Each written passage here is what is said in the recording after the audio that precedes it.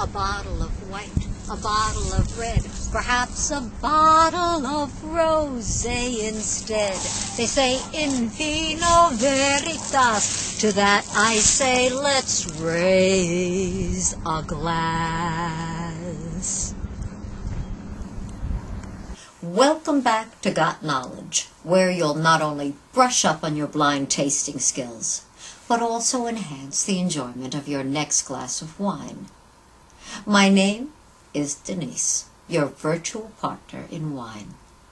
Tonight's session in How to Taste, a Guide to Enjoying Wine by Jancis Robinson is Riesling. Throwing the baby out with the bathwater is exactly what wine drinkers, once enamored with the likes of Blue Nun and Zelle Schwarze, did to poor Riesling. Let me explain. Not too long ago, there was a love affair between German white wines and the new world market of pubescent palates. For years, these nascent markets consumed millions of bottles of sugar water disguised as wine. As sweet as the affair might have been, it was bound to sour as trends and tastes changed, and pubescent palates began to thirst for something more stimulating than cheap, sweet, bland, and boring. Unfortunately, to the chagrin of quality German Rieslings, the breakup tarnished the reputation of German wines. Adding insult to injury, two more factors have contributed to compromising both the Riesling name and identity. The first factor is that in other parts of Europe and the world, ordinary grapes, less worthy of the Riesling name, were being pressed into wine and labeled as Riesling. The Australians called it Clare Riesling, where in South Africa it was called Paul Riesling.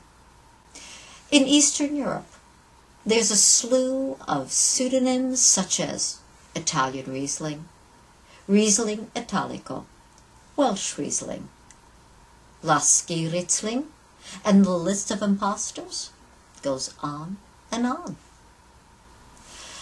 The second factor is that in Germany, the name Riesling has gone generic, surrogating its name to Rühlende and Müllerrebe, to name just a few. Is it any wonder why the wine-drinking community is somewhat dubious whenever it sees Riesling on the label? For me, in this sea of synonyms and plethora of pretenders, romance with Riesling would be like dating someone from the CIA. Never really to know who or what that person is. However, bad press, breakups, and pretenders aside, I'm pleased to say that not all Rieslings are created equal, and there's a renewed glance on quality German wines. Compared to Chardonnay, Riesling possesses zesty acidity countered by low alcohol, where Chardonnay can range anywhere from 12 to 15%. Riesling's range will typically be 8 to 11.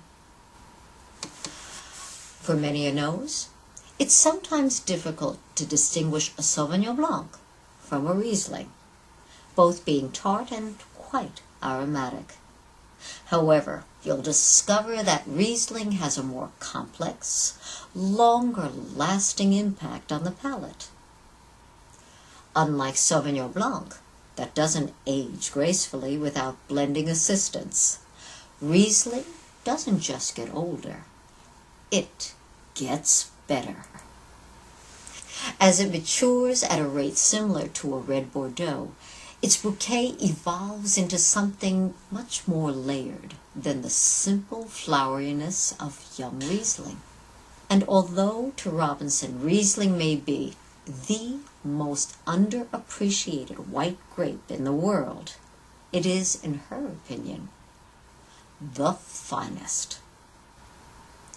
In closing, I should mention that in Germany, Riesling is the foundation on which countless crossings are based, and in Alsace, although more Gewürztraminer may be planted, it's Riesling that is the uncontested aristocrat with an entourage of faithful followers.